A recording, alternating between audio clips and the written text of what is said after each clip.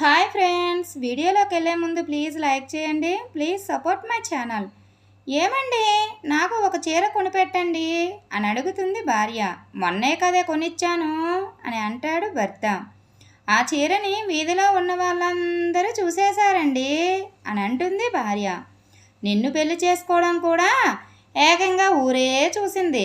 అలాగని నీకు విడాకులు ఇచ్చి వేరే దాన్ని పెళ్లి చేసుకుంటే బాగోదు కదా అని అంటాడు భర్త.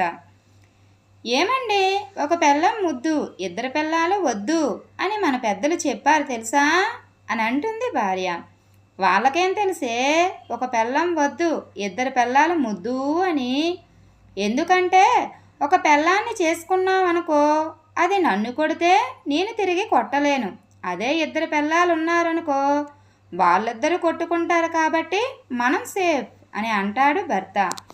ఏంటండి ఆ మాటలు, మీకు ఏం తక్కువ చేశాను నేను అని అంటుంది భార్య. బీరువాలో మన పెళ్లి ఫొటోస్ ఉంటాయి, ఒక్కసారి తీసుకొనిరా అని అంటాడు భర్త. ఎందుకండి అని అడుగుతుంది భార్య. ఏం లేదే, ఆ ఫొటోస్ చూసి పశ్చాత్తాపం పడదామని అని అంటాడు భర్త. పెళ్ళైన కొత్తలో నేనేం చేసినా బాగుంది అని అనేవారు కదండి అని అంటుంది భార్య. పెళ్ళైన కొత్తలో దంచే రోల్లాగా బాగానే ఉండేదానివి, ఇప్పుడు రోల్లాగా తయారయ్యావు అని అంటాడు భర్త. నేను లావుగా అవ్వడం నా తప్ప అండి అని అంటుంది భార్య. తప్పు నీది కాదు, నాది లేవే. నీకొకటి తెలుసా, పూర్వం భార్యలు సన్నగా భర్తలు లావుగా ఉండేవారంట. ఎందుకో తెలుసా, భర్తలు తినగా మిగిలేది వాళ్ళు తినేవారు కాబట్టి భర్తలు లావుగా భార్యలు సన్నగా ఉండేవారు.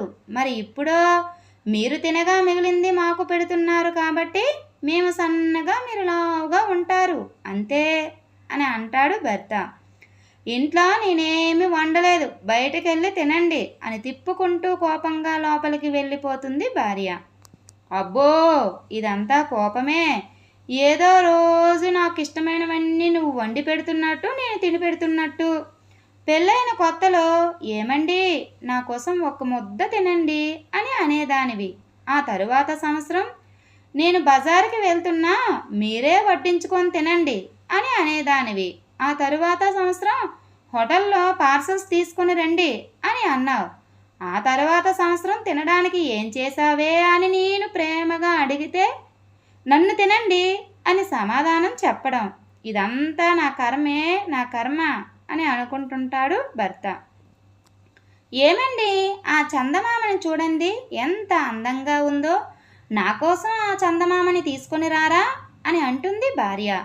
భూమి చుట్టూ మీ అయ్య తిరుగుతాడా అని అంటాడు భర్త.